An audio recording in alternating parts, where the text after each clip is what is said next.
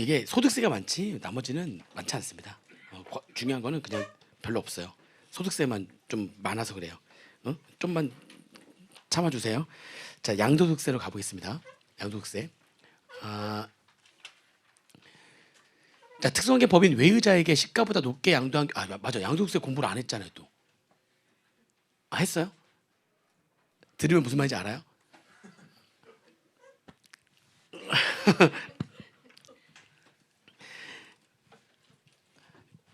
그러니까요. 갑자기 어지러운데. 그러니까 우리가 양도가액에서 취득가액을 빼잖아요. 일단. 그러니까 양도 차익을 계산할 때 양도가액에서 취득가액 빼고 필요금비 빼고. 예를 들면 지금 양도를 80억 받았어요. 80억 받았고 토지를 팔고서 80억 받았는데 이게 예전에 취득가액이 50억이네. 그럼 80억에서 50억 빼고 필요금비가 뭐 2억 발생했네. 그러면은 양도 차익은 지금 28억. 그죠? 28억. 거기 뭐 장기부의 특별공제 빼고 기본공제 빼고 해서 과표 구해가지고 세를 곱해가지고 산출세를 구하고 뭐 이렇게 나가는데 중요한 건 이제 양도 차익을 구하기 위해서는 양도가액에서 이제 취득가액 나머지 없다 치고요. 이걸 뭘로 할 거냐? 실제거래가액으로 하는 게 원칙이죠. 실제거래가액. 그러니까 양도제 실제거래가액을 실제 양도가액으로 하는 거고 얘는 실제 취득가액으로 하는 거고 그게 원칙인 거잖아요. 근데 이제 문제는 뭐냐면 실제 양도가액은 뭐냐? 실제 양도가액은 실제로 팔고서 받은 금액이 양도가액이 되는 거예요. 근데 실제로 팔고서 받은 금액을 양도가액으로 해야 되는데 실제로 팔고서 받은 금액이 아닌 다른 금액을 실제 양도가액으로 하는 경우가 있다는 거죠.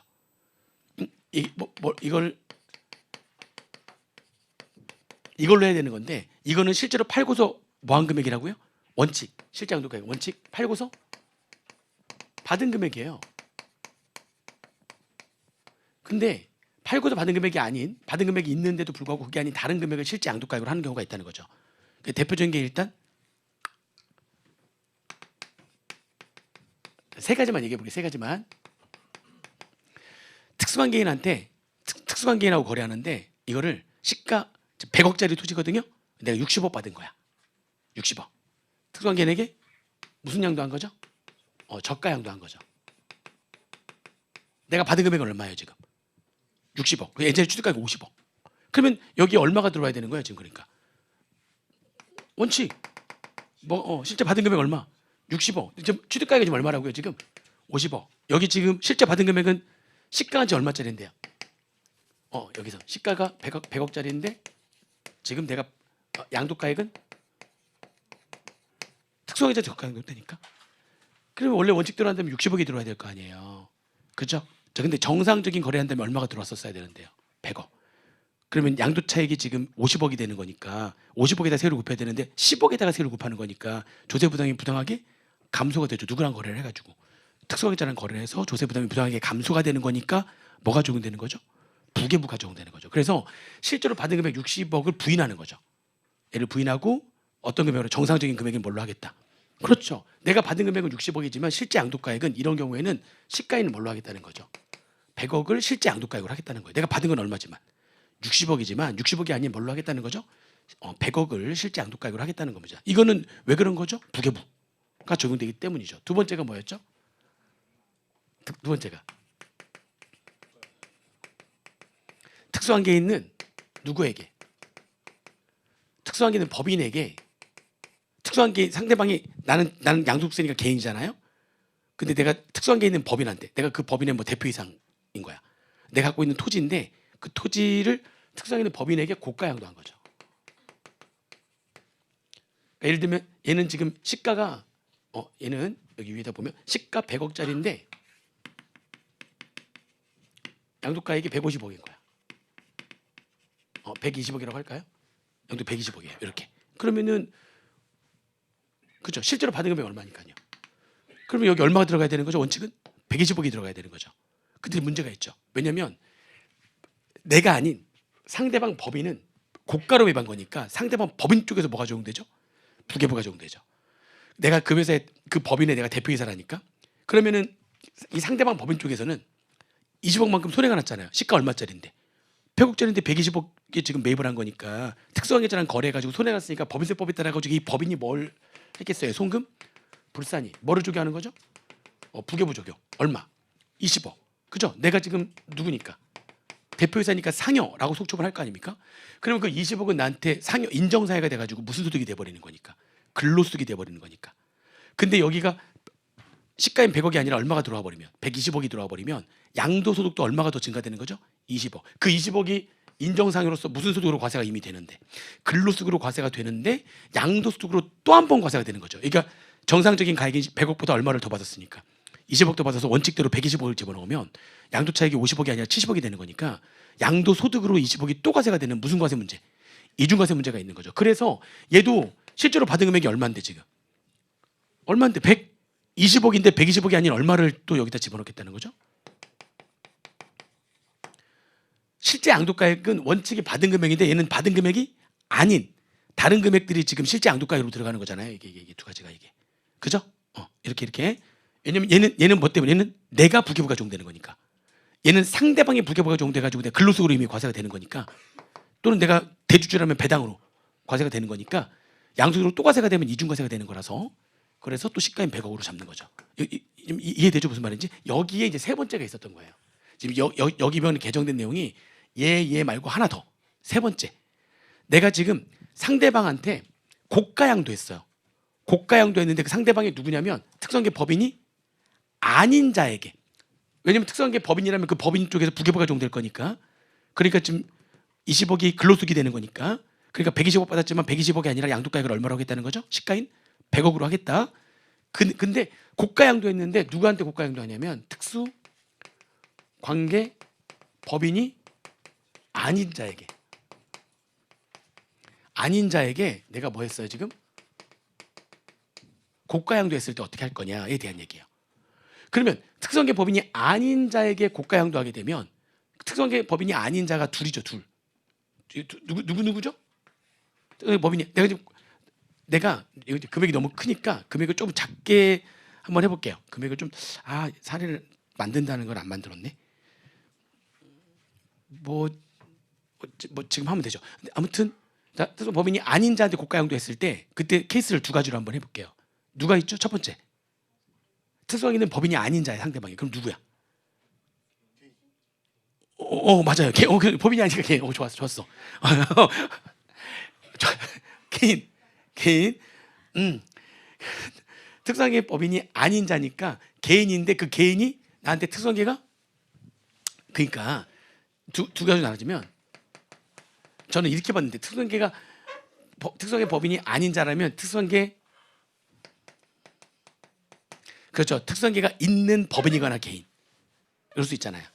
특성계가 있는 법인이거나 개인이거나 이렇게 될 수가 있고, 아니면 특성계가 없는, 그렇죠. 개인이거나. 개인은 다 되는 거죠. 왜냐면 특성계 법인이 아닌 자니까. 특성계 법인이 아닌 자, 특성계 법인이 아닌 자. 아닌 자라면 누가 있는 거냐? 특수한 법인이 아닌 자라면 특수관계가 특수한 법인이 아닌 자여야 되는 거니까 특수관계가 있는 있는 특수관계가 있는 개인 그리고 특수관계가 없는 법인이거나 개인 이렇게 돼야 되는 거죠. 그죠. 특수관계 법인이 아닌 자니까 특수관계가 없는 법인이거나 개인은 다 되는 거고. 그죠? 법인은 특수관계 있는 법인은 여기 2번에 있는 거니까 그게 아닌 자라면 특수관계가 없는 법인이겠죠. 특수관계가 없는 법인 개인이거나 특수관계가 있는 개인이거나. 그러면 내가 고가로 양도했으니까 고가로 양도하게 되면은 그러면은 내가 돈을 더 받은 거잖아요. 상대방으로 또 돈을 더 받았으니까 무슨 세를 내는 거죠? 증여를, 그렇죠. 증여받은 걸로 보는 거예요. 증여가 완전 포괄주의이기 때문에 증여받은 걸로 보는 겁니다. 그래서 얘네들은 뭘 내냐면 증여세를 내는데 특성계가 있는 자로부터 있는 자에게 고가양도했을 때 그러면 어떻게 증여세를 내는 거냐면 증여재산가액이 양도가액에서 시가를 빼요. 지금 그러니까 예를 들면은 시가가 5억짜리인데 예를 들면 5억짜리인데 내가 지금 7억을 받는 거지. 시가 5억짜리 7억 받았어요. 그럼 내가 얼마를 좀 공짜로 더 받은 거죠? 그렇죠. 2억을 더 받았잖아요. 그 2억을 상대방으로 또 증여받은 금액으로 보는 거예요. 증여받은 금액으로 보는 건데, 근데 그 2억이 전부 다 증여재산가액이 되는 건 아니고 얼마를 빼는 거죠? 둘 중에 작은 금액을 빼는 겁니다. 응? 시가의 30%와 3억 원 중 작은 금액, 뺀 금액. 요거를 뭘로 하는 거죠? 이거를 증여 재산가액으로 해가지고 무슨 세를 내는 거예요? 증여세를 내는 거예요. 증여세를 내는 거예요. 그러면은 뭐 금액이 뭐 엄청 크게, 금액이 엄청 큰 걸로 만약 이렇게 하게 되면 지금 똑같이 볼게요. 여기 얼마였냐면 시가 100억짜리인데 양도가액이 얼마죠? 120억. 그러면은 양도기 시가 빼는 거 얼마 지금? 20억에서 빼기. 둘 중에 작은 거니까 얼마 빼는 거죠? 3억. 왜냐면 시가가 지금 100억이나 되는 거니까 3억 중에 30억과 3억 중에 작은 거 3억. 얼마를 지금 증여세가액으로 하는 거죠? 17억만큼은 증여세가액이 돼가지고 무슨 세를 과세하는 거예요? 증여세를 과세하는 거죠. 그러면 자, 취득가액이 얼마였는데요? 50억. 그럼 여기 내가 얼마 받았죠? 지금 받은 금액이? 얼마 받았죠? 받은 금액은? 120억을 하려고 했더니 120억 중에서 얼마가 증여세가 낸 금액입니까? 17억. 17억. 그러니까 17억은 이미 무슨 세가 과세가 된 거니까. 그러면 여기 그대로 120억이 그대로 돌아버리면은 또 무슨 과세가 되는 거니까. 그렇죠. 그러니까 여기서 얼마를 뺀 금액이죠? 증여 재산가액인 얼마를 빼는 거예요? 17억을 뺀 금액이 양도가액이 실제 양도가액이 된다 이런 얘기죠. 응? 그게 여기 지금 얘기하는 요 얘기죠. 여기.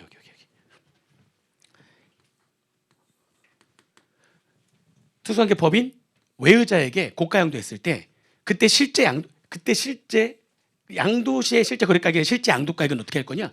양도가액에서 뭘 뺀 금액으로 한다? 증여세가액. 저기서 말하는 증여세가액 얼마? 17억. 그걸 뺀 금액으로 한다. 이해되세요? 무슨 말인지 이해되시죠? 그렇게 보시면 돼요. 근데 이제 특수관계 법인이 아닌 자라면 특수관계가 없는 법인 개인도 되는 거잖아요. 그럼 특수관계자가 아닌 자한테 고가양도했을 때도 증여세를 내는 거거든요. 증여세를 내요. 특수관계자가 아니어도 돼요. 증여세를. 대신에 요건이 조금 달라요. 요게 좀 다른데 얘가 증여세를 내려면 일단 요건이 충족돼야 돼요.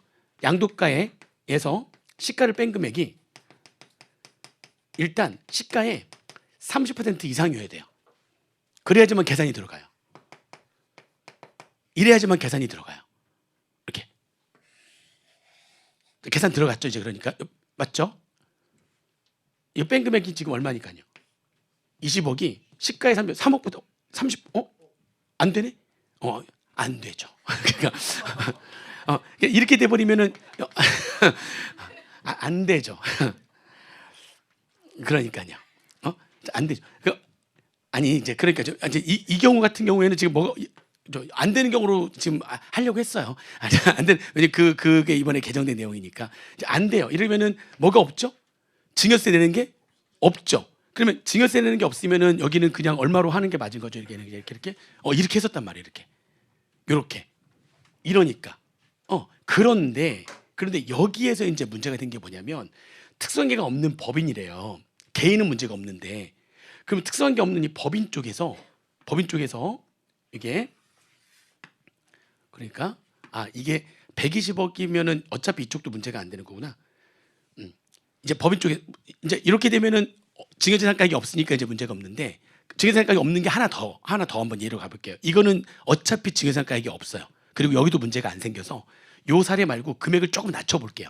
금액을 낮춰보고 대신에 요 금액은 퍼센테이지 좀 더 키워보고 취득가액이 얼마냐면 예를 들면 2억이었고요. 그리고 지금 얘한테서 지금 팔았을 때 시가하고 그리고 양도가액 그러니까 취득가액은 2억이었고 2억이었고 그리고 시가는 지금 5억인데 양도가액은 7억인 거예요. 이렇게 한번 해볼게요. 그러면은 자, 요 상태가 이렇게 된 거예요. 이것도 지금 무슨 특수관계에 있는 법인한테 뭐 했죠 지금? 고가양도 지금 한 거잖아요. 없는 법인한테 고가양도 했어요. 근데 이거 맞죠 지금? 여기 충족하는 거 맞죠? 그래서 이거 뺀 금액 얼마가? 2억이 시가의 30%니까 1억 5천 이상이 된 거니까 요건 충족했네요. 그러면 얘 뭐를 내는 게 맞죠? 증여세를 내는 게 2억 원 중에 증여세를 내는데 이때 증여세 어떻게 계산하는 거냐? 양도가액에서 뭐 빼고 시가를 뺀 금액에서 3억 원을 빼게 돼 있어요, 그냥. 그랬더니 요건은 추적했는데 뭐는 또 안 내는 거죠? 그렇죠. 마이너스면 0이니까 또 증여세 감각이 없는 거예요. 그러니까 지금 이 상태에서는 여기가 그냥 얼마가 들어와야 되는 거죠? 증여세 감각이 없으니까 얘가 7억이 이렇게 들어온 거예요. 이게. 여기까지 이해되세요, 지금? 자, 이 상태예요. 그러니까 왜냐면 여기서 뭘 안 내는 거니까 지금 증여세 금액이 없으니까 그러니까 7억 그냥 들어와야 되는 거 아니야? 그래서 7억을 집어넣었다고요. 그랬는데 보니까 이 특수한 게 없는 법인, 내가 쟤하고 특수한 게가 없어. 내가 왜냐면 저 법인의 주주긴 한데 소액주주야. 지분율이 0.5%야. 그러니까 특수한 계좌가 아니야. 근데 저 법인, 그 법인하고 나하고 무슨 관계? 그 법인에 내가 뭐를 갖고 있기는 해. 지분을 갖고 있기는 해. 근데 1% 이상이 아니기 때문에 우리 주주는 1% 이상이어야지만 특수한 계좌가 되는 거잖아요. 주주긴 한데 소액주주야. 그러니까 특수한 계좌가 없는 법인이야. 이해되죠, 지금? 근데 문제는 뭐냐면 그 법인 쪽에서는 지금 나한테 고가 매입을 한 거잖아요. 그럼 나하고 특수한 계좌가 없으니까 기부금이 이제 문제가 되는 거야. 의제 기부금. 그러니까 그 법인 쪽에서 무슨 문제가 됐냐면 이런 문제가 생긴 거예요. 지금 법인 쪽에서. 내 쪽에서는 지금 뭘 안 내니까 지금. 증여세를 안 내는 거니까 그냥 양도가액이 얼마가 들어갔는데요. 7억이 그냥 들어갔단 말이에요, 그동안. 그런데 이쪽 법인 쪽에서는 의제 기부금이 돼버리는 거야. 특성계가 없는 자한테 고가로 매입했는데 정상가액이 얼마니까요? 시가의 130%. 6억 5천을 초과하는 금액 5천만 원. 정상가액이 지금 법인에는 의제 기부금 문제가 생겨버리는 거예요. 그러니까 의제 기부금이니까 정상가액이 좀 얼마가 된 거죠? 그렇죠. 5억에 130% 하는 건 이제 6억 5천. 그 6억 5천보다 지금 5천만 원을 더 주고 매입했으니까 기부금인데 무슨 기부금이 당연히. 그렇죠. 내가 일반 그냥 개인이니까 비지정 기부금이 돼버리는 거야. 내가 공인법인이 아니니까. 그래서 이 법인이 이것 때문에 정상가액을 초과하는 금액에 대해서 비지정 기부금이 되는 거니까 법인이 또 뭐였죠? 송금? 불산이.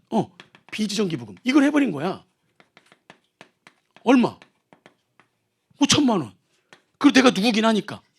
그렇죠. 대주주는 아니지만 소액 주주긴 하니까 소득 처분은 뭐가 되겠어요? 배당. 나하고 쟤하고 특성이 있어 없어? 없어. 근데 이렇게 돼버리니까 이건 인정배당이 돼가지고 나한테 무슨 소용이 되는 겁니까? 배당수로 과세가 되는데 그걸 여기서 고려를 지금 해 안 해 지금? 안 했네. 이 생각을 못 했네. 이쪽에서 지금 의제 기부금이 있어가지고 의제 기부금이 지금 되잖아요. 뭐를 안 내는데 지금 보니까 뭐는 안 내죠 지금 보니까.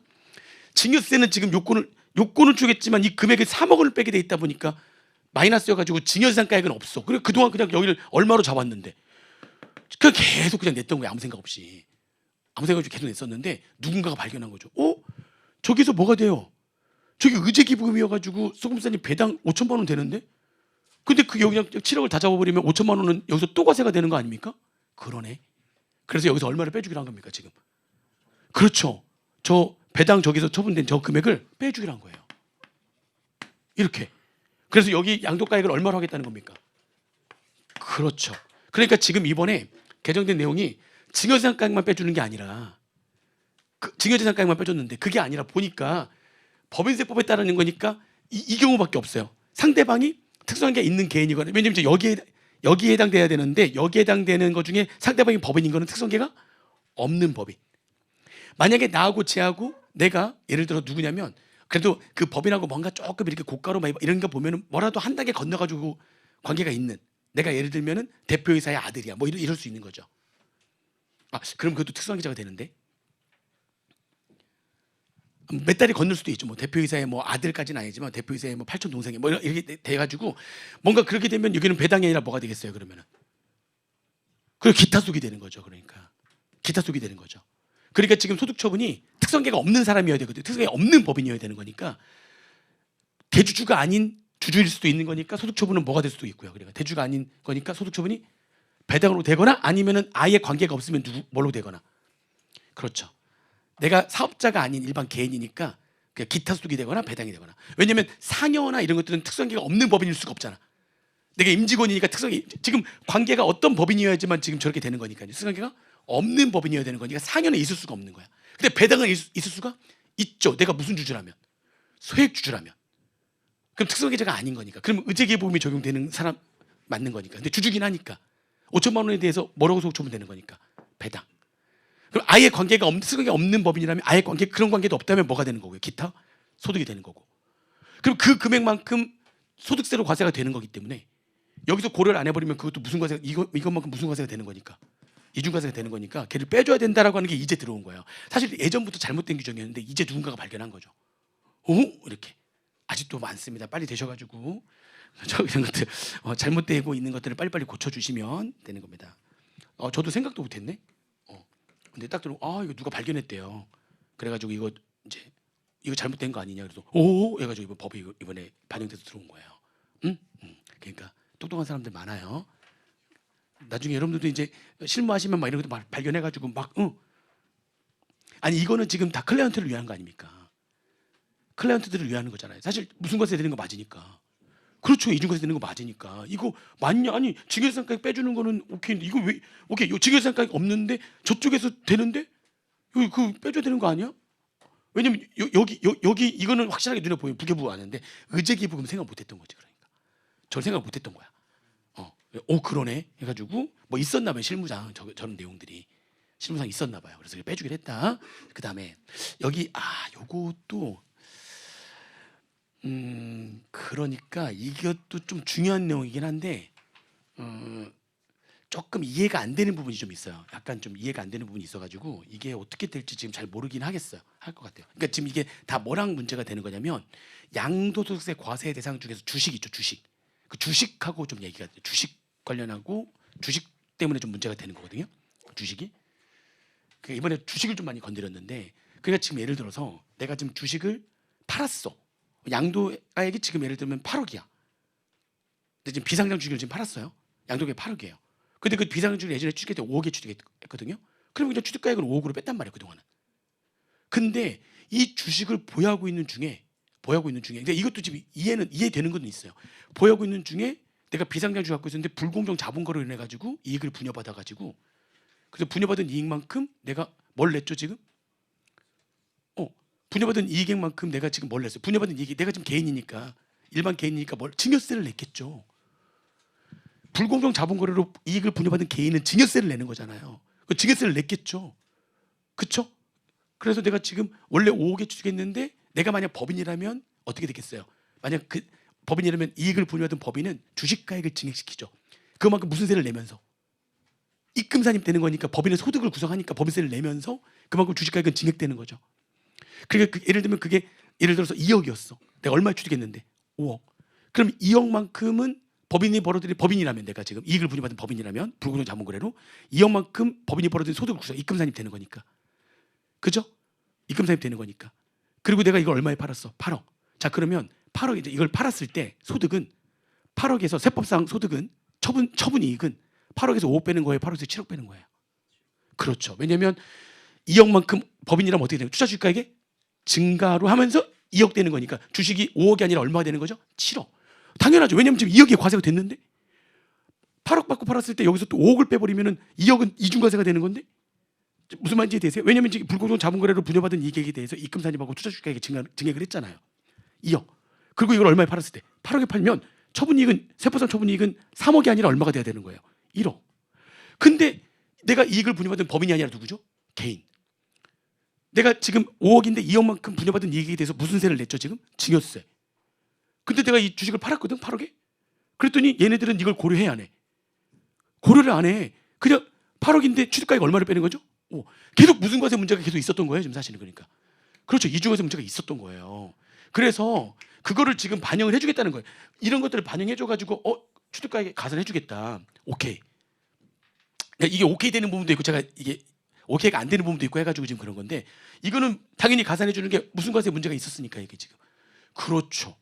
왜냐면 2억에 대해서 무슨 세를 냈으니까 지금 증여세를 냈으니 내가 8억 팔았을 때는 8억에다 5억을 빼면 안 되고 8억에다 얼마를 빼야 되는 거죠? 7억을 빼야 되는 거지. 이게 논리에 맞죠. 법인은 그렇게 하잖아. 처분이익이 1억이 돼야 되는 거예요. 법인은 왜냐면 그만큼 입금산입 투자주가액의 증액 2억 했으니까. 근데 개인은 왜 그러는 거냐? 그래서 이거 가산해줘. 이건 오케이예요. 오케이. 오케이 되는 것도 있어요. 오케이 되는. 그리고 이거 아까 얘기한 요거.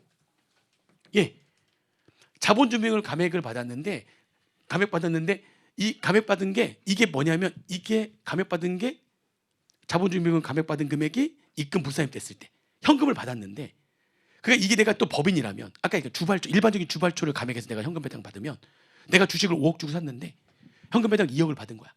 현금 받았는데 그 주발초를 감액해서 그러면 법인이라면 당연히 뭐가 감액되는 거니까 주식가액이 감액되는 거니까 그럼 주식가액이 5억에서 얼마가 되는 거죠? 3억. 3억. 자, 근데 이걸 내가 얼마 받고 팔았어요? 8억. 그러면 그때 과세가 안 됐잖아. 이것만큼 현금 배당 받았는데 입금이 아니었잖아. 주발초를 감액해서 받은 거니까. 이해되시죠? 지금 그렇죠? 그럼 이거 3억이 되고 그때 8억 받았으면 이때 가서 과세하겠다는 거죠. 그러니까 여기서 자본준비금 감액 배당해가지고 이게 뭐가 됐다? 입금? 불산입이 됐다. 그때 당시 입금 불산입이 됐다. 뭐를 감액해서 받은 거죠? 그러니까 일반적인 주발초를 감액해서 받아서 투자 주식가액이 감소가 되는 거죠. 투자 원금 회수니까. 그렇죠. 그럼 5억짜리가 3억이 된 거죠. 과세가 됐어 안 됐어? 대신 안 됐죠. 근데 이걸 얼마 받고 팔았으니까 8억 받고 받았다면 그러면은 만약 내가 법인이라면 처분이익이 얼마 되는 거예요? 8억하고 3억 차이니까 5억이 돼야 되는 건데 근데 개인일 때는 그런 것들을 고려하지 않으니까 그냥 5억에다가 얼마 팔았으니까 8억 이러니까 3억 그렇죠. 형평성에 문제가 있어 없어? 있죠. 그러니까 그 금액은 어떻게 하겠다는 거죠 지금? 그렇죠. 그 입금 불상에 반은 감액 배당은 차감하겠다 취득가액에서. 그래서 팔았을 때 법인처럼 똑같이 소득을 얼마로 잡겠다 그러니까 5억을 그렇죠. 5억인데 3억으로 만들었다가 8억 받았으니까 차이 나는 금액 5억을 처분이익으로 했다. 그러니까 이게 이해되는 것도 있어요. 이렇게 이해되는 것도 있는데 중간에 얘는 이해를 못 하겠어요. 이런 것까지 다 반영하는 걸로 했는데 왜냐하면 그러니까요. 얘는 과세가 안 되는 거거든요. 그러니까 이게 아무튼 그런 부분들이 좀 있어요. 아무튼 받아들일 수도 있고 받아들일 수 없는 것도 있고 막 그래가지고 아무튼 이 두 개만 이해하시는 걸로 하시죠. 그러니까 대충 무슨 말인지 이해는 되시죠? 그러니까 얘하고 얘가 고려가 된다는 거예요. 앞으로는 이제. 그러니까 이게 지금 뭐랑 관계된 얘기들이죠 보니까 좀 주식과 관련된 얘기들이에요. 주식과 관련된 얘기들이다. 그렇게 좀 보시면 되겠고요. 걔네들이 취득가액에서 고려가 돼야 되는 게 맞다. 형평성에 그게 맞는 거다. 이제 그렇게 이제 그 두 가지만 좀 얘기를 해드린 거고요. 요거는 뭐 크게 중요하지 않고요. 그 다음에 우리 양도소 2월 과세 있죠. 내가 배우자 또는 직계 좀비속으로부터 증여를 받았죠. 그죠? 증여를 받아가지고 증여받은 날 몇 년 내? 10년이죠 이제. 10년 내. 예전에는 5년 이내에 이제 양도하는 거고 이게 2023년도부터는 이제 10년 이내 양도하게 되면 내가 양도했지만 누가 직접 양도한 걸로 보는 거죠? 증여를 했던 배우자나 직계 좀비속이 양도를 직접 한 걸로 봐가지고 그래가지고 양도세를 계산하자. 그걸 우리가 2월 과세라고 하는 거잖아요. 배우자 및 직계 좀비속의 2월 과세. 근데 이게 이제 증여를 내가 받았어. 배우자한테서. 배우자로 먼저 볼게요. 배우자 증여를 받았고 기한 내에 내가 뭐 했어요 지금? 양도를 했어. 10년 안에 양도를 했어. 그러면 이제 2월 과세. 그 증여를 했던 배우자가 직접 양도한 걸로 가정해가지고 양도세를 계산해가지고 양도세를 내게 하겠다. 2월 과세를 적용해야 되는데 근데 딱 양도할 당시에 작년에 이혼했어 우리가. 이혼했어. 그럴 수 있잖아요. 지금은 배우자야 아니야. 그러니까 증여받을 때는 누구였는데? 배우자였는데 지금 10년 안에 강상도 변하는데 이혼도 할 수 있지. 그래서 내가 팔 때는 지금 이혼을 했네. 그 전에 사이에 팔 때는 지금 배우자가 아니네. 무슨 말인지 이해되시죠? 자, 그럼 이월과세 적용한다고요, 안 한다고요? 이거는 그거는 그렇게까지는 생각 안 해봤어요. 그 이월과세 적용해요, 안 해요? 해요, 안 해요? 혼인관계가 소멸되는 경우에도 이월과세 적용한다. 다시 말하면 이혼했어도 한다는 거죠. 그러면 이혼했으면 안 한다면 뭐 전략적으로 우리 잠깐 우리 서류상으로만 이혼하면 되게? 서류상으로만 이혼하고 실적으로는 같이 살면서 막 서류상으로만 이혼하면 되는 거네? 그럴 수 있죠. 악용할 수가 있잖아요. 그래서 이게 이혼했을 때에도 뭐를 계속 적용하는 게 맞아요? 이월과세 적용하는 게 맞아요. 그런데 뭐 했다면 배우자가 그 사이에 사망했다. 이건 어쩔 수 없는 거잖아. 세금 안 내려고 이건 좀 너무 이거 아니고 그건 아니고 아무튼 그러니까 사망했는데 그거를 그러면 이월과세를 그래도 적용한다. 이건 아니죠. 그래서 원래부터 양도 당시에 증여자인 배우자가 뭐하면 사망하면은 사망으로 인해서 혼인관계가 소멸된 거냐 아니면 이혼해가지고 혼인관계가 소멸된 거냐 무슨 말인지 이해되세요? 이혼은 그냥 그대로 무슨 과세 적용하는 거고요. 이월과세 적용하는 건데 사망으로 인해 가지고 지금 한 거야. 그러면은 이거는 배제할 거야. 이월과세 적용을 배제할 거야. 이거 원래부터 있었어요. 근데 뭐는 없었죠? 직계 좀비속도 그럼 똑같이 있어야지. 직계 좀비속으로부터 내가 지금 증여를 받았어요. 그래서 내가 10년 안에 지금 팔았단 말이에요. 팔았단 말이죠. 근데 그 사이에 직계존비속이 증여자인 직계존비속이 뭐 했다면 사망했다면 그럼 이것도 2월세 적용하면 돼요, 안 돼요? 안 되죠. 그게 이제서야 들어온 거지. 원래부터 이게 쟤는 있었다면 얘도 있었어야 되는데 얘는 없었단 말이에요. 없었어요. 근데 이것도 똑같이 2월세 적용하지 않겠다라고 하는 겁니다. 그 다음에 가업상속 이거는 몰라도 되고요. 그래서 제목만 적어놓고 그 교재는 나오는 자료에 있는데 안 봐도 됩니다. 그리고 이것도 뭐 그렇게 중요한 건 아니에요. 이것도 실무상 중요한 거죠. 우리 수업 목적사는 그렇게 중요한 게 아닙니다. 실무상으로는 중요합니다. 실무상으로는 중요한 거고 됐어요. 그러면 이제 쭉쭉쭉 자 이제 부가가치세 가겠습니다. 뒤는 안 봐도 돼요. 뒤는 안 봐도 됩니다. 부가가치세는 진짜 없어요. 진짜 없어요. 여기 보시면은 여기 했는데 아이고 이거 몰라도 돼요. 이거 몰라도 되고요. 영세율 아이고 이것도 몰라도 돼요. 진짜 몰라도 돼요. 뭐 이 새마을공고 관련된 거 이거 관계 진짜 중요하지 않아요. 워낙 없어. 이거는 봐야 돼요. 이게 그러니까요. 이게 커피 코코아랑 김치에 대한 얘기인데 두 개가 전부 다 작년도 말까지 우리 김치 단순 가공식품 같은 경우에 이게 단순 운반을 위한 포장을 한 거냐 아니면 제조 시설을 갖추고 판매 목적으로 독립된 거래단이 규가된 용기에 담아서 파는 거냐 아니면 그냥 운반만을 위한 그냥 단순한 포장을 하는 거냐 둘로 나눠져 가지고 단순 포장을 하면 원래 면세고 제조 시설을 갖추고 제대로 된 독립된 거래 단위로 이렇게 포장해 가지고 그렇게 파는 거는 과세인데 25년도 말까지만 한시적으로 뭐 하겠다 해도 면세하겠다. 그래서 결국은 김치 등이 다 면세였잖아요. 김치만 있는 김치, 간장, 된장, 고추장, 젓갈류, 장아찌, 두부 뭐 일반적으로 서민들의 주머니하고 직결되는 건데 근데 이게 25년도까지면은 기간 연장할 거냐 아니면 종료시키고 이제부터 과세할 거냐 이슈가 이거랑 비슷한 게 하나 뭐가 있었냐면은 커피하고 코코아 원래 커피하고 코코아도 면세 농산물이어야지만 되는 미가공 농축수민산물은 수입산도 원래 면세가 돼야 되는 거잖아요. 근데 커피하고 코코아는 과세하는 걸로 돼 있었어요. 면세 농산물 그러니까 미가공 식용 농축수 임산물 중에 과세하는 게 커피하고 코코아였는데 이것도 한시적으로 25년도 말까지만 뭐 하겠다 계속 면세하겠다. 원래 얘네들은 과세하기로 했는데 계속 면세하겠다라고 언제까지? 이때까지만 면세하겠다. 커피 코코아는 그 두 개가 25년도까지 면세고 26년도부터 이제 과세가 되는 운명이었는데 얘는 연장. 커피 코코아는 2년간 연장. 근데 김치는 연장을 안 했어요. 김치는 얘 연장 안 했어요. 이거 연장 안 됐어요. 그래서 연장이 안 돼가지고 제가 얘는 연장시키고 얘는 연장 안 시켜가지고 그래서 이거 재정경제부에다 막 문의하고 막 그랬거든요. 문의하고 막 근데 답변이 막 안 오다가 나중에 왔어요. 먼 주무관으로 답변이 왔는데 이거는 과세하려고 하는 것이다. 이렇게 왔어요.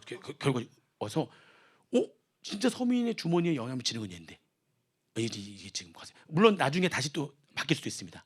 바뀔 수도 있는데 현재까지는 얘는 과세하겠다고 지금 의지를 가지고 지금 커피 코코아만 연장. 얘는 과세. 그러니까 이제 원칙대로 다시 가는 거예요. 단순 포장하면 여전히 뭐죠? 면세. 이제 우리 제대로 된 규격화 된 용기에 담아 파는 게 아니라 단순 포장해가지고 움직이는 것들은 그대로 면세고 제조시설 갖추고 그죠? 독립된 거래 단위로서 규격화 된 용기에 담아서 이렇게 파는 것들 있잖아요. 마트에서 파는 것들은 다 이제 뭐가 되는 겁니까 이제 과세. 그래서 가격이 올라가는 거죠. 다 가격이 올라갔어요. 과세되는 거니까 부가세를 또 포함해가지고 받을 거 아닙니까? 가격이 다 올라갔습니다. 여기 보시면 돼요. 면세의 종료. 이거는 그렇게 보셔야 되고요. 그 다음에 요거. 면세 농산물 의제 매입세 공제 같은 경우에 의제 매입세 공제 이제 한도 계산하는 거 있잖아요. 적용률이 원래 작년도까지가 되고 올해부터는 낮춰지는 걸로 돼 있었는데 계속 연장. 작년도 알고 있는 대로 그냥 그대로 가시면 돼요. 아시겠죠? 그래서 27년도 말까지 그대로 연장. 그대로라는 얘기예요. 그러니까 작년도 공부한 거 그대로입니다. 원래 작년도 말까지 하고 바뀌는 걸로 돼 있었는데 그대로 연장됐어요. 작년도에 공부한 거 그대로 가시면 돼요. 2년 더 연장. 2년 더 연장됐습니다. 그다음에 이게 이제 중고차에 대해서 이번에 좀 많이 바뀌었는데 중고차는 어차피 뭐 1차에서는 안 나오는 거니까 2차에서도 지금 뭐 나온 적이 거의 없긴 한데 아무튼 이거는 내용만 한번 보세요. 그냥 세법 파악하시는 분들만 중고차에 대한 매입세 공제 특례가 이번에 좀 많이 바뀌었어요. 많이 바뀌어가지고 요거는 한번 내용을 보시면 될 것 같습니다. 요거는 1차하고는 좀 관계가 없고, 그리고 납세 절차 이거 좀 관계 없고요. 부가세 진짜 바뀐 게 없어요. 이것도 이것도 의미 없고요. 요거 하나죠. 가공에 세금계산서 발급하거나 수취한 경우 양쪽 다 몇 %였는데요? 3%였는데 요거 다 4%. 사업자가 아닌 비사업자도 실제 거래 없이 세금계산서를 발급하거나 수취한 경우에 양쪽 다 3%였는데 둘 다 하면 다 몇 %가 된 거죠? 다 4%로 더 이렇게 상향됐다라고 하는 겁니다. 요런 것들은 이미 바뀐 거니까 뭐 중요하지 않고요. 됐습니다. 이제 법인세법 부가세는 진짜 바뀐 게 없어요. 그게 다예요. 법인세도 많지 않아요. 법인세도 많지 않습니다. 일단은 법인세 기축비에 대해서 기축비 한도 계산할 때 추가 한도, 기축비 추가 한도가 문화비로 인한 추가 한도가 있고, 그다음에 전통시장 사용분에 따른 추가 한도가 있고, 그죠? 일반 한도는 기초금액에다가 수익금액 기준 한도 두 개 더한 금액을 일반 한도로 하고, 그죠? 그리고 문화비는 그 문화비로 지출한 금액과 그 기축비에 대한 무슨 한도? 일반 한도의 몇 퍼센트? 20%. 둘 중에 작은 금액만큼 한도가 더 추가되는 거죠. 문화비로 지출한 기축비하고 일반 한도 20% 작은 금액, 얘는 그대로고요. 이제 전통시장은 그동안 어떻게 했어요? 전통시장에서 지출한 기축비 대신 이건 요건을 쭉 해야 되는 거죠. 조건을 쭉, 두 가지 요건을 쭉 해야 되는데, 첫 번째는 신용카드, 매출점표 등을 수처에 꼭 수령을 해야 되는 거죠. 그죠? 그리고 어디에서 지출한 건 안 되는 거고요. 소비성, 서비스업 쪽에 지출한 건 안 되는 거고요. 그리고 꼭 뭐를 받아야 되고요. 신용카드, 매출점표 등을 받아야 되고요. 그런 전통시장에서 지출한 금액과 그리고 기축비의 일반 한도의 몇 %였었죠? 10% 중 작은 금액만큼 한도가 더 추가됐죠. 이게 원래 기존에 있었던 내용인데요. 이번에 개정된 거는 뭐냐면 이게 전통시장에서 쓴 것뿐만이 아니라 지역사랑 상품권으로 지출한 것까지 포함해가지고 한도가 더 늘어나요. 전통시장에다가 뭐까지요? 지역사랑 상품권. 그러니까 지자체에서 발행하는 상품권이 있어요. 지역사랑 상품권으로 지출한 금액, 그 합한 금액만큼 한도가 늘어나는데 이게 두 개가 합해지는 거니까 일반 한도의 10%가 아니라 몇 %? 20%. 이것도 일반 한도 20% 이렇게 되는 겁니다. 그래서 추가 한도의 한도가 더 늘어났다고 보시면 돼요. 뭐 하나 더 생겼어요. 그러니까 전통시장에서 지출한 거에다가 뭐까지 포함해서 지역사랑 상품권으로 지출한 것까지 포함해가지고 일반 한도의 몇 %? 20%를 한도로 해서 추가 한도가 더 늘어난다. 그렇게 보시면 되겠습니다. 그리고 기부금 내가 일반 기부금 있잖아요.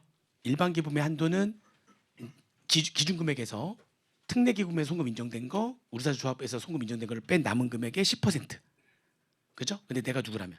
내가 사회적 기업이라면 그러면은 남은 금액의 몇 %? 20%였었는데 이번에 사회적 기업의 일반 기부금 송금 산입 한도가 30%로 늘어났어요. 우리사조합 기부금과 마찬가지로 30%로 늘어났습니다. 그렇죠? 그렇게 보시면 되고, 그리고 뭐 일반 기부금 단체 몇 개가 더 추가됐어요. 그 정도로 아동복지법에 따른 다함께 돌봄센터. 그러니까 이게 뭐냐면 여기 있는 얘들이 다 뭐냐면은 우리가 무료 또는 실비만을 주고 이용할 수 있는 사회복지 시설이나 기관 있잖아요. 거기에다 기부하는 게 일반 기부금이 되는 건데 그 무료나 실비로 이용하는 사회복지 시설이나 기관에 걔네들의 이렇게 세 가지가 더 추가가 된 거예요. 얘네들이 어디로 추가됐는지 아시겠죠? 무료나 실비만을 주고 이용하는, 그러니까 아동복지시설, 노인복지시설, 장애인복지시설 뭐 이런 것들이 막 있었잖아요. 무료나 실비만을 주고서 이용하는 사회복지시설이나 기관에 기부하는 기부금이 일반 기부금이었는데 그 무료나 실비로 이용하는 사회복지시설 기관 안에 얘네들이 더 추가가 된 겁니다. 단계 돌봄센터, 건강가족기본법에 따른 가족센터, 그다음에 보호관찰법에 따른 갱생보호시설, 이렇게 세 가지가 더 추가가 됐습니다. 처음에는 요거 하나만 있다가 이번에 통과 이제 안으로 나올 때 두 가지가 더 추가로 더 들어왔어요. 아시겠죠? 보시면 되고, 그다음에 일반 기부금의 종교단체, 이게는 일반 기부금의 종교단체뿐만이 아니라 우리가 공익법인의 종교단체가 다 들어가거든요. 근데 그 공익법인 관련해 가지고는 상증세법에서도 많이 나와요. 공익법인에 종교단체가 있어요. 그리고 우리 법인세법에서는 일반 기부단체에 공익법인 중에 누가 있고요.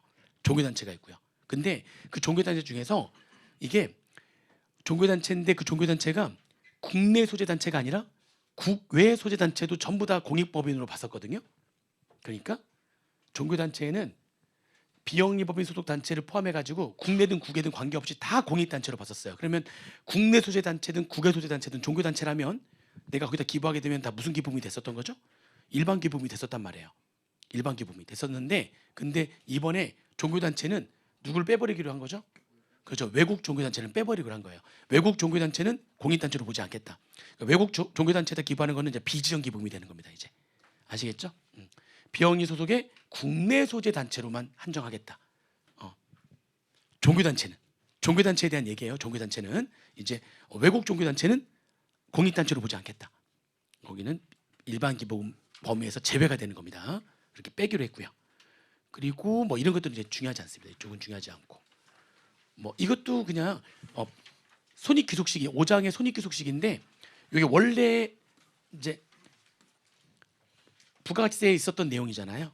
그거를 우리가 일반적인 상품 같은 경우에 인도일인데 이 상품을 내가 검수 조건부로 판 거예요. 그럼 우리가 부가가치세법에서는 공급시기 재화 인도일로 하지만 검수 조건부라면 조건이 성취돼 가지고 판매가 확정되는 때니까 내가 6월 28일 날 팔았는데 검수 완료일이 7월 5일이라면 공급시기가 6월 28일이 아니라 7월 5일이 되는 거죠. 그죠? 부가가치세는 이미 그렇게 했었잖아요. 근데 법인세에서는 그런 말이 따로 없었단 말이에요. 그냥 언제로 하는 거죠. 무조건 상품 판매 등은 상품에 인도한 날로 하니까 부가가치세랑 맞지 않죠. 그리고 논리상 뭐가 맞겠어요. 그렇죠. 검수 조건부라면 조건이 성취돼야지만 판매가 확정되는 게 맞는 거니까 이번에 얘를 확실하게 집어넣었어요. 부가가치세법에 있는 그 내용을 그대로 집어넣습니다. 조건부 판매나 기한부 판매를 했을 때는 조건이 성취되거나 기한이 경과돼서 판매가 확정되는 때를 손익귀속시기로 하겠다. 아시겠죠? 그러니까 인도를 12월 26일 날 했는데 검수 조건부로 팔아가지고 검수가 완료된 게 다음 연도 1월 10일이라면 올해 매출이 아니라 언제 매출이 되는 거예요? 내년도에 매출이 된다. 지금 이런 얘기죠. 그런 얘기들이 그냥 그대로 이번에 더 추가가 됐습니다. 좀 더 명확하게 된 거죠. 이게 원래 맞죠. 근데 이제 없었다가 이제 들어온 겁니다. 그리고 아직 과세가 안 되는 거긴 한데 가상자산 27년도부터죠. 자산 과세가 안 되는 거긴 한데 가상자산에 대해서 선인서주법 뺐는데 아직 과세도 안 되는 자꾸 바꿔요. 과세 한 적도 없는데 선인서주법인데 뭘로 바꿔요 지금? 총평균법으로 바꿉니다. 그리고 아까 그 양도소 뒤에 막 있었던 거 뭐 국외 전출자 뭐 이런 것도 막 있는데 제가 안 본 이유가 이제 밑에 보시면은 내년도부터 과세예요. 그래서 안 본 거예요. 국외 전출자에 관계된 것도 좀 볼 게 있는데 올해는 안 봐도 돼요. 내년부터 갔으니까 올해 어차피 다 될 거잖아요. 그렇죠? 그러니까 그거는 안 보도록 하겠습니다. 27년도부터 되는 거라서 국외 전출자에 대한 그 양도소득세 문제는 안 본 거예요. 내년도부터요. 올해가 아니라 내년부터 과세가 되는 거서 안 본 거고.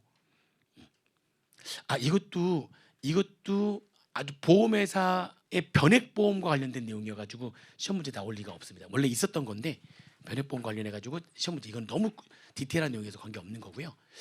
그리고 이제 감가상각비와 관련된 내용인데, 그러니까 중소기업이 취득한 스마트 공장이라고 해가지고요. 스마트 공장 데이터 기반해가지고 제품의 제조 과정을 제어하고 개선해서 나가는 지능형 공장과 관련해서 사업용 유형 자산을 취득을 하게 되면 감가상각할 때 원래 내용 요소를 플러스 마이너스 25% 범위 안에서 내용 요소를 선택하는 거잖아요. 세부담 최소를 가정하려면은 마이너스 25% 쪽으로 선택하는 거죠. 근데 너 중소기업이고 그리고 스마트 공장과 관련된 사업용 유형 자산을 취득한 거야. 그럼 너 내용 요소는 플러스 마이너스 몇 퍼센트 범위 안에서 플러스 마이너스 50% 범위 안에서 내용을 선택할 수 있게 해줄게. 된 겁니다. 훨씬 더 혜택을 주는 거죠. 그러니까 신고 내용수 자체가 25%가 아니라 플러스 마이너스 50% 범위 안에서 하겠다. 그러니까 요건 충족하면 그렇게 해주겠다는 겁니다. 중소기업이고 스마트 공장이 걔네 관련된 사업용 유형 자산은 그렇게 내용 요소를 선택폭을 넓혀줬다. 자, 그 다음에 이게 그 광업본이라든지 광업용 유형 자산이라든지 우리가 감가상각하면 생산량 비례법으로 감가상각을 했잖아요. 근데 그 생산량 비례법이 기본적으로 이렇게 계산이 됐어요. 취득가액에다가 총 채굴 예정량분의 단기 채굴량이 차지하는 비율만큼을 이제 감가상각비로 하겠다는 거죠. 이렇게. 요게 상각 범위액을 이렇게 하겠다는 건데 이게 이제 문제가 있는 게 이게 채굴 예정량인 게 작년에 예정했던 거랑 올해 예정했던 거랑 그게 다를 수 있잖아요. 다를 수 있잖아요. 그게 더 증가될 수도 있고, 그렇죠? 보니까 처음에 예상했던 것보다 양이 훨씬 적을 것 같아. 1년 파보니까 줄어들 수도 있고. 그래서 야 이건 처음에 해가지고 끝까지 가겠다는 건데 계속 이게 바뀔 수 있는데 그래가지고 어떻게 하겠다는 거냐면 좋아 잔액에다가 그러면 그동안 상각하고 남은 잔액에 잔여채굴 예상은 계속 바뀔 수 있는 거니까 작년도의 예상과 올해 예상이 잔여채굴 예정량이 계속 바뀔 수가 있는 거죠. 처음에 한번 정해지면 끝까지 가는 게 아니죠. 상황에 따라 달라지는 거니까 그래서 잔액 개념으로 이제 하는 걸로 바뀌어버린 거예요. 감가상각하고 남은 잔액에다가 상각도 분모가 뭐가 들어가는 거예요? 처음에 예상했던 총 예상하는 양이 아니라 잔여 채굴 예정량 분의 이것도 예상이죠. 앞으로는 한 얼마 팔 것 같은데 이렇게 잔여 채굴 예정량 분의 올해 채굴한 이게 차지하는 비율만큼을 상각 범위로 하겠다는 거죠. 잔액 개념으로 하겠다는 겁니다. 이게 맞죠. 이건 한번 정하면 처음부터 끝까지 가겠다는 건데 예상이 계속 바뀔 수 있는데 말이 안 되잖아요. 그래서 이렇게 바뀐 겁니다. 아시겠죠? 미래법이 바뀌었다라고 보시면 되고요. 그 다음에 충당금 쪽에서 이건 어차피 이제 준비금은 어차피 수업 목적과 관련이 없는 거니까 그리고 요거는 사실 조금 그렇긴 한 건데 이게 채무보증이라는 구상채권 우리가 대손불능채권이 업무보관 가지금하고 채무보증의뢰는 구상채권하고 그 두 가지가 대손불능채권인 거죠. 얘네들은 아무리 대손사유가 발생했다 할지라도 대손사유가 발생해서 소멸시효가 완성됐어. 그럼 못 받는 채권이 되는 거니까 채권 떨어야죠.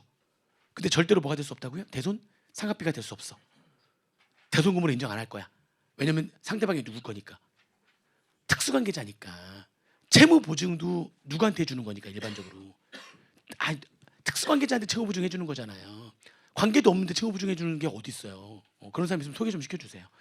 그러니까 그런 사람 없어요. 관계가 없는데 채무보증을 왜 해줘요. 당연히 다 특수관계가 있으니까 채무보증 해주는 거죠. 업무관 가지금도 특수관계자한테 업무 무관하게 돈을 빌려주는 거고. 그죠? 근데 그거를 그렇게 해놓고서 걔를 소멸시효가 완성될 때까지 달라고 안 하는 거지. 청구를 행사하지 않다가 그 소멸시효가 완성됐네. 그러면서 떨면서 무슨 처리하는 거죠? 비용 처리하는 거. 대손상각비로 비용 처리하면 인정하지 않겠다. 못 받는 소멸시효가 완성됐으니까 채권이 없어지는 건 맞지만 절대로 대손상각비로 보지 않겠다. 사회 유출로 하겠다. 이게 바로 대손 불능채권이잖아요. 그죠? 그런데 채무보증으로 인한 구상채권 있잖아요. 요게 상대방이 나하고 특수관계가 없는데 채무 보증해 주는 게 내 업인 거야.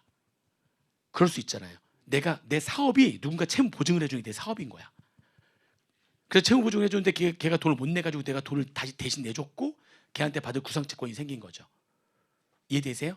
그러면 나는 쟤하고 특수관계가 있어요. 내 업이에요. 쟤하고 특수관계 있어가지고 채무 보증해 준 게 아니거든요. 근데 그 구상채권을 받으려고 열심히 노력하는데 제가 계속 가니까 계속 배째라고 하는 거지. 그래서 못 받아가지고 소멸시효가 완성됐어요.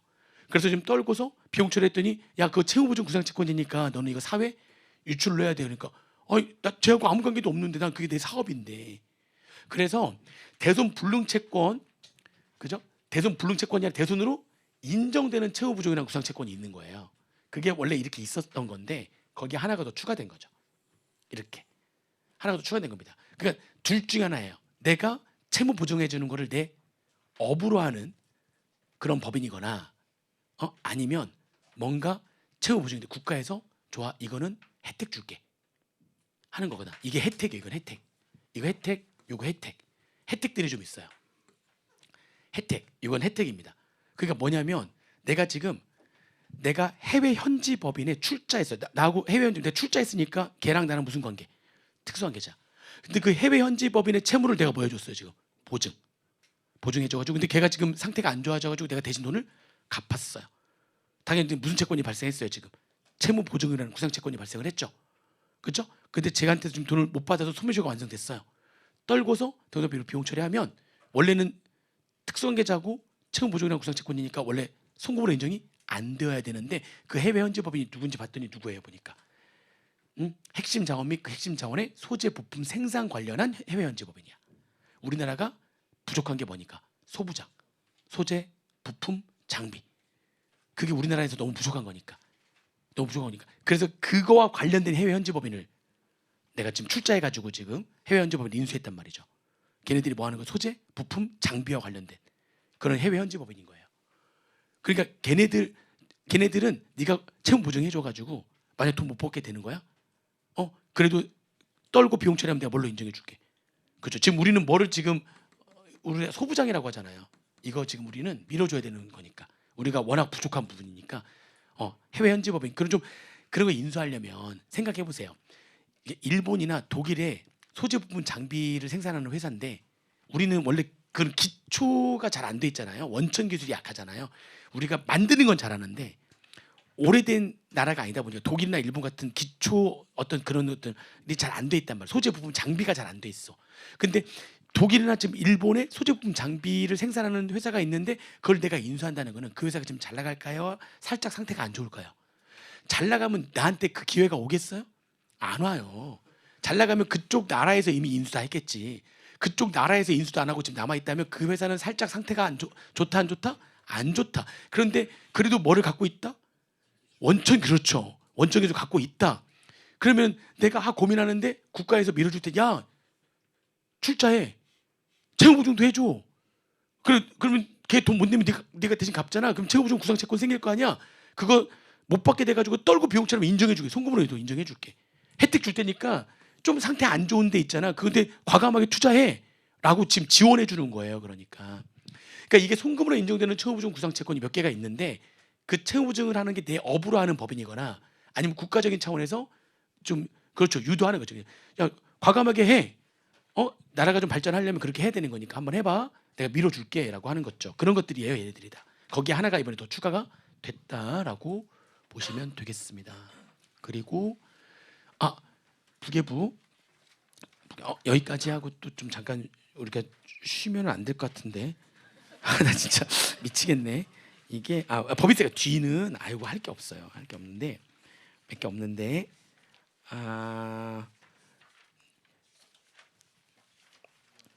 그래도 잠깐만요. 잠시만요.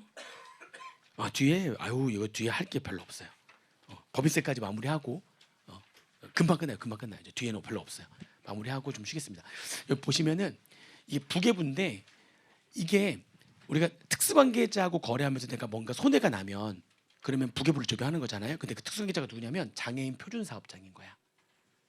특수관계자가 장애인 표준사업장인 장애인들 일정 규모를 고용하는 장애인 표준사업장인 거예요. 그 장애인 표준사업장에다가 사업장을 무상 또는 저가로 내가 임대를 해줬어요. 그 장애인 표준사업장이 나의 특수 관계자인 거예요. 그럼 내가 손해가 났잖아요. 이거 뭐 적용하지 않겠다고요? 부계부 적용하지 않겠다는 거죠. 부계부 적용 제외에 그러니까 장애인 표준사업장이라면 사업장 무상 또는 저리로 빌려줘. 손해가 났다 할지라도 특수관계자하고 거래에서 손해가 났다 할지라도 뭐를 적용하지 않을 거야? 부계부를 적용하지 않을 거야. 그냥 그대로 손해는 그대로 인정할 테니까 이걸 장애인 표준사업장에다가는 사업장 무상이나 저가로 임대하라는 겁니다. 그렇죠? 그 다음에 세율이 원상복귀됐죠. 이게 몇 년간 1% 떨어졌다가 다시 이렇게 10, 20, 22, 25 원상복귀 됐습니다. 그리고 얘네들 성질과 확인 대상 소규모 법인 같은 경우에는 10%가 없죠. 그 구간이 없죠. 과표 200억 이하는 그냥 20%, 21%, 25%, 10% 구간이 따로 없죠. 아무튼 1%씩 더 올라가서 원래대로 환원이 됐어요. 보시면 되고요. 그 다음에 미활소득에 대한 얘기인데 이건 미활소득에 대한 얘기인데 이제 미활소득이 이제 크게 두 군데가 바뀌었는데요. 일단 기본적으로 미활소득 계산하려면 기업소득의 A 방식 여기서 A 방식을 투자 포함형이라고 하고 있는데 A 방식은 기업소득의 몇 %였고요. 70%에서 그다음에 환류액을 뺐잖아요. 그리고 B 방식 투자 제외형 환류액에 투자액이 없는 거죠. B 방식은 기업소득의 15% 한 다음에 환류액을 뺐죠. 환류액에 뭐가 없고요. 투자액이 없죠. 그죠? 아무튼 이렇게 됐었는데 요거 자체가 이번에 원래 60에서 80% 안에서 정했던 건데 65에서 85% 내에서 대통령으로 정하겠다라고 해놓고 대통령령에서 80%로 하기로 했어요. 대통령령에서 원래 그동안은 중간으로 해가지고 75로 할 줄 알았더니 요 범위 안에서 대통령으로 정하겠다는 놓고는 대통령령에서 80%로 해놨어요. 그리고 이 B 방식 같은 경우에도 이게 자체가 늘어났거든요. 20에서 40% 안에서 대통령으로 정하겠다고 해놓고 얘는 30%로 정했고요. 그래서 이게 70이 이제 몇 %가 된 거예요? 80, 15%가 몇 %가 된 거예요? 30%가 됐다. 이렇게. 여기서 개정됐고 그 다음에 또 개정된 게 어디냐면 환류 대상에 이쪽 환류 개정된 게 몇 군데가 중요한 게 더 있어요. 일단 환류 대상에 뭐가 들어왔냐면 배당이 들어왔어요. 배당이 여기 배당이 들어왔는데 여기 배당은 금전 배당만 돼요. 의제 배당, 주식 배당 안 돼요. 근데 금전 배당만 되는데 어떤 금전 배당이냐면 이익여금 처분해 가지고 받는 금전 배당만 돼요. 그래서 자본준비금과 이익준비금의 감액 배당은 환류액이 아니에요. 자본준비와 이익준비가 감액으로 인한 이것도 현금 배당이잖아요. 아까 계속 봤던 거 이것도 현금 배당인데 얘는 환류액으로 보지 않아요. 환류액에 되는 배당은 해당 사무 중에 지급한 무슨 배당이에요? 금전 배당인데 뭐를 뺀? 그죠? 법정준비금 감액으로 인한 현금 배당은 제외한다. 아시겠죠? 그래서 뭐 결산 배당, 중간 배당, 분기 배당 다 되는데 근데 감액 배당은 안 돼요. 금전 배당이긴 하지만 감액 배당은 안 된다. 보시면 되고요. 그 다음에 구체적으로 시행령에서 뭐까지도 이번에 개정이 됐냐면 요거는 좀 보셔야 돼요. 이제 이거 계산 문제로 2차 때는 나올 수 있으니까 기업소득 계산할 때 각사소 금액에서부터 출발해 가지고 몇 개 더하고 몇 개 빼잖아요. 근데 이번에 더해주는 쪽에 몇 개가 더 추가가 됐어요. 몇 개가 더 추가가 됐는데 그게 일단 첫 번째 다 가산되는 거예요. 국세 환급금 이자 각사소 금액 때 입금 부산입한 거는 이거는 환류액으로 사용되는 기업소득으로는 포함시키겠다.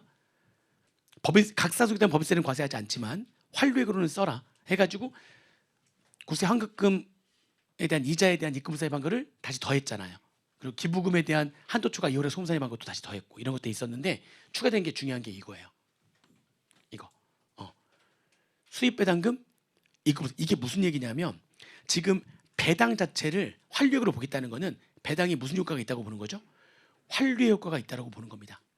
배당이 환류 효과가 있다고 보는 거예요. 그러니까 지금 배당액을 환류액으로 지금 보기로 한 거죠. 배당액을. 그러면 내가 배당을 누구한테 주면 상대방도 뭐가 되는 거예요? 환류액으로 보겠다는 거죠. 반대로 그럼 내가 배당을 받으면 그렇죠. 내가 배당을 받았어요. 그러면 그 배당 받은 금액도 환류액으로 써야 되는 거죠. 그럼 내가 배당 받은 금액이 환류액으로 쓰려면 기업소득을 구성해야 되는데 근데 지금 수입배당금 입금을 내가 배당을 지금 100을 받았는데 지분율이 내가 지금 20%야. 입금물산이 80%가 된 거죠. 그럼 각사소 금액을 구성하고 있는 배당은 100을 받았지만 얼마밖에 없죠? 20. 80이 입금물산이 됐으니까 지금 배당이 무슨 효과가 있다고 본 거죠? 환류효과가 있다면 내가 받은 배당도 환류액으로 써야죠. 환류액으로 쓸 수 있는 기업소득을 구성을 해야 되는데 무슨 말인지 이해되세요? 내가 쓰는 배당도 환류액으로 받으니 내가 받은 배당도 기업소득을 구성을 해야 된단 말이에요. 무슨 효과가 있는 거니까. 환류효과가 있는 거니까. 그러니까 수입배당금 입금사입한 거를 다시 어떻게 한다고요? 가산하는 거죠. 그래서 기업소득을 다시 뭘로 만드는 거죠? 100으로 만들어야 된다는 거죠. 이해되세요? 무슨 말인지? 내가 받은 배당도 환류액으로 쓰라는 거예요. 환류액으로 써야 되는 기업소득을 구성해야 된다는 겁니다. 그래서 내국법인의 수입배당 입금사입한 금액을 가산 항목에 플러스를 하는 거예요. 이해되시죠? 무슨 말인지 이해되시죠? 그런데 외국 자회사의 수입배당금 입금사입액은 95%한 거 있잖아요. 그거는 올해는 아니고 올해는 가산 안 해요. 언제부터 가산하냐면 내년부터 가산한대요. 근데 이건 살짝 보는 거예요. 이거는 계속 연장할 수 있어요. 계속. 왜냐면은 외국 자회사로부터 받은 배당을 입금사입해 주는 이유는 지금 우리나라 환율 문제도 막 있고 하니까 달러가 부족하죠. 그러니까 가지고 지금 와야 되거든요. 근데 가지고 와가지고 입금사입을 해줬잖아요. 그래서 각사소 금액은 과세가 안 되는 거잖아요. 지금 과세가 안 되는데 그걸 어디 다시 포함시켜버리면 기업소득에 포함시켜버리면 미화소득이 어떻게 되는 거죠? 기업소득 자체가 커져버리니까 미화소득 자체가 환류액은 딱 정해져 있는데 기업소득이 커지니까 미화소득이 커져서 미화소득에 대한 법인세로 세금을 더 내게 된다면 그럼 제가 가지고 오려고 하다가 다시 말겠죠. 무슨 말인지 이해되세요 지금? 야 배당해야 야 하지마 야 여기 또 세금 또 내래 하지마 이럴 수가 있죠. 지금 우리가 지금 달러를 갖고 와야 되는데 외국에 있는 자회사로부터 배당 결의를 내가 지금 주주니까 야 배당 결의 하지마 그냥 거기다 쌓아놔. 투자도 거기서 해야 되겠다. 야 치사하다 야. 각사소 금액은 과세 안 한다고 해놓고서 갑자기 뭘로 또 과세하려고 하는 거야? 미화소득으로 또 과세하려고 하는 거니까 이거 뭐야 이거 치사해. 그래가지고 그런 것 때문에 지금 1년 지금부터 안 하고 27년도부터 적용하겠다라고 하는 거는 1년 동안 한번 보겠다는 거예요. 분위기를 봐서 1년 지난 다음에 시행하는 게 아니라 또 1년 연장 환율 좀 볼 거예요. 아마 환율의 변동을 좀 봐서 환율이 좀 안정화되면 적용할 거고 환율이 여전히 지금 막 1,500원 가까이 막 계속 이렇게 되면 그러면 계속 연장할 거예요. 왜냐면 외화 갖고 들어와야 되는 거니까. 그렇죠? 그래서 이거는 좀 보려고 그런 거고 얘는 바로 시행되고요. 요거는 좀 보는 거고. 이해되시죠? 무슨 말인지? 그래서 내년부터 적용인데 내년 봐봐야 되고. 그다음에 여기에 뭐가 있냐면 차감 항목에 법령상 의무적립금 적립한 것들은 함부로 쓸 수 없는 돈이니까 얘는 기업 환류액으로 사용되는 기업 속에서 뺐단 말이죠. 근데 실컷 적립해놓고 다음 연도에 환입한 금액이 있다면 그럼 다시 쓸 수 있잖아요. 적립한 금액을 뺐으니 적립한 금액에서 다시 환입했다면 기업 환류액으로 다시 쓸 수 있는 기업 수를 구성해야 되는데 그게 그동안 고려가 안 됐었어요. 그래서 법령상 의무적립금을 환입한 금액이 있다면 다시 가산한다. 적립금으로 차감했었는데 걔를 다시 뭐 했다면 환입했다면 그럼 다시 가산해야 되는 거죠. 이해되시죠? 이건 당연한 거고 수입배당 인건부사입은 내국법인 수입배당 인건부사입은 바로 가산하고 외국법인은 1년 연장 아직 올해 적용하지 않는다. 1년 후에 적용한다. 이렇게 보시면 되겠습니다. 그렇게 보시면 되고요. 그 다음에 이거는 뭐냐면은 우리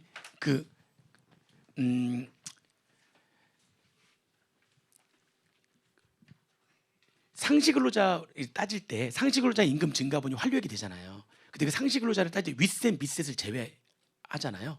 근데 윗셋에 누가 있었냐면은 근로소득 8천만 원 이상인 자의 임금 증가분은 환류액으로 안 받잖아요. 걔는 상시근로자가 아니잖아요. 그러니까 그렇죠? 그래서 안 받는데 거기 근로소득 8천만 원 이상인 자의 근로소득이라고 하는 거는 원래 근로소득이라고 하는 거는 걔는 근로소득을 구성한 다음에 그 다음에 비과세를 빼는 거니까 원래 근로소득은 뭐를 차감하기 전에 금액인 거죠? 비과세를 차감하기 전에 금액인 거잖아요. 원래가. 근데 여기서 말하는 8천만 원 근로소득은 뭐를 뺀 금액으로 하겠다는 거예요. 지금. 비과세를 뺀 금액으로 하겠다는 거예요. 다시 말하면 그 말이 근로소득이지 뭘로 하겠다는 거죠? 총급액. 그렇죠. 8천. 그러면은 비과세를 빼고 8천만 원 이상인 자여야 되는 거니까 그러면은 비과세 빼기 전에 8천만 원 이상보다 사람이 더 많아지겠어요? 적어지겠어요? 아니 그러니까 비과세된 것이 다 포함해서 8천만 원 이상인 자보다 비과세 빼고서 8천만 원 이상인 사람이 더 적겠죠. 그러니까 비과세가 예를 들면 2천만 원이라면 비과세 빼고도 8천만 원이라면 비과세를 빼기 전에는 얼마여야 되는 거죠? 1억이어야 되는 사람이니까. 무슨 말인지 이해되세요? 그러니까 지금은 비과세 빼고 근로소득이 그냥 다시 말하면 비과세 빼는 거니까 뭐를 의미하는 거예요? 결국에는. 그렇죠. 총 급여액이 8천만 원 이상인 사람을 상시근로자로 보지 않겠다. 좀 그러니까 상시근로자로 보지 않는 사람이 좀 줄어들 거예요. 그러니까 비과세 빼고도 8천만 원 이상인 자여야지만 되는 거니까 좀 줄어들 겁니다. 그거 좀 명확하게 한 거고요. 이건 중요하지 않습니다. 이거는 이제 그 상생비는 중요하지 않고 그다음에 뭐 요런 내용들은 뭐 그런 세 감면이라든지 이런 건 중요하지 않. 이건 법소부 전부 다 전자신고세액공제가 전자신고세액공제를 원래 이렇게 자 법인세 얼마 2만 원 부가세 1만 원 종합소득세 얼마였죠? 2만 원 종합소득 2만 원. 근데 확정신고 면제자가 확정신고 면제자 연말정산으로 과세가 종결되는 사람인데 연말정산할 때 뭐 살짝 자료 하나를 누락해가지고 5월달에 불러오게 해가지고 전자신고하면 너무 쉬우니까 그냥 불러오기 누르면 쫙 불러오거든요. 그러면 내가 한 2천 원 누락한 거 그때 살짝 반영하는 거는 다 불러온 다음에 2천 원만 반영해가지고 전자신고했으니까 2만 원 세액공제 주세요. 안 돼. 니네는 원래 면제자인데 그때 누락했다가 확정신고를 할 때 반영하는 거니까 반영해가지고 세액공제 받을 걸 누락했다면 환급 받을 것이고 그렇죠. 추가로 납부해야 될 소득 금액을 누락했다면 추가로 납부를 해야 되는 건데 10,000원과 추가로 납부하거나 환급받을 세액 중 작은 금액 10,000원하고 추가 납부하거나 환급세액 중에서 작은 금액을 전자신고 공제해 줄 거야 이렇게 됐었고 양도소득세를 예정신고하게 되면 2만 원 예정신고를 전자신고하게 되면 2만 원 해줬고 이렇게 있었거든요. 근데 이게 얘 빼고 양도소득세 예정신고 2만 원 빼고서 나머지는 다 50% 줄어들었어요. 이게 시행령으로 이렇게 다 줄이겠다고 했는데 한국 세무사회에서 엄청 반발하고 있어서 아니 이걸 반발하는 것보다 차라리 김치를 반발했어야지. 그게 더 서민들하고 영향 미치는 거 아니에요? 김치 쪽을 더 반발했었어야죠. 이거 뭐 10,000원이었는데 5,000원 뭐 이거 가지고 막 엄청 뭐 자영업자들의 피눈물 막 이거 5,000원 그건 내가 줄게요. 5,000원은. 그 이건 좀 너무한 거 아니에요? 이게 막 한국 세무사회에서 막 반발할 정도까지의 문제는 아닌 것 같은데 근데 그건 막 반발하고 막 있어요. 이거보다 사실 김치를 반발했어야지. 김치를. 그러니까요. 그래서 아무튼 한국 세무사에서 엄청 반발해가지고 이게 그냥 통과 안 될 수도 있어요. 쓸데없는 거 갖고 지금 이거 말고 다른 거 큰 걸 갖고 해야지. 이거 다른 거 봐도 아우 쪼잔해 막 이렇게 또 얘기할 거 아니에요. 아무튼 이거 엄청 반발해서 얘는 통과가 안 될 수도 있어요. 이거 시행령인데 이거는 되게 심하게 반발하고 있어서 이건 가봐야지만 돼요. 그러니까 그렇게 알고 계세요. 얘는 안 될 수도 있다. 통과가 안 될 수도 있다. 지금 현재는 아니니까 안인 상태라서 통과할 때 안 될 수도 있다. 그리고 상가 임대로 인한 착한 임대인 세액공제가 원래 종료가 되는 건데 또 역시 3년 더 연장, 3년 더 연장한다. 그렇죠? 임대로 인하액의 70% 공제액이 종합소득 1억 초과하게 되면 50% 세액공제 해주는 착한 임대인 세액공제가 연장이 되는 겁니다. 그 다음에 이거는 뭐 우리 아는 대로 그대로 하시면 돼요. 우리 알고 있는 연구인력 개별 세액공제 그대로예요. 기한이 연장이 좀 됐는데 아무튼 계산은 그대로 하시면 됩니다. 계산 그대로 하시면 돼요. 기간만 좀 연장됐다. 그리고 요거는 별로 중요하지 않고요. 이건 중요하지 않고 요것도 뭐 중요하지 않습니다. 중요하지 않고 소목적상 중요하지 않습니다. 말 문제로만 살짝 이런 건 다 뭐냐면은 원래 우리가 수시부가 결정할 때의 가산세를 고려하지 않거든요.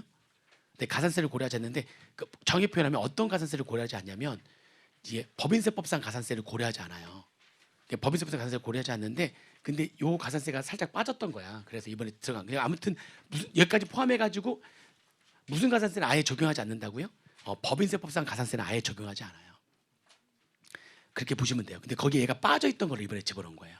빠져있던 거를 이번에 집어넣었다. 그래서 결과적으로 법인세법상 가산세를 아예 적용하지 않는다. 그렇게 보시면 되고요. 그 다음에 뭐 이런 것들도 중요하진 않습니다. 이것도 마찬가지예요. 연결법인세 가산세 낼 때에도 그죠? 연결법인세 가산세에도 법인세법상 가산세가 포함이 돼야 되는데 이게 계속 빠졌던 거예요. 여기저기에 얘가 이게 연결법인세 낼 때 가산세 내야 될 거 아니에요. 근데 법인세법상 가산세를 내야 되는데 이게 빠져 있어가지고 이걸 또 추가한 겁니다. 그러니까 추가한 거다. 그래서 이게 다른 법인세법상 가산세인데 여기저기에 얘가 빠져 있어가지고 걔를 다 집어넣은 겁니다. 빠져야 될 때도 빠져 있었고 포함돼야 될 때도 빠져 있었고 그래서 이제 그걸 이번에 다 집어넣은 거예요. 발견해가지고 그렇죠? 요 중요하지 않고요. 요것도 뭐 이렇게 중요하진 않습니다. 연결법.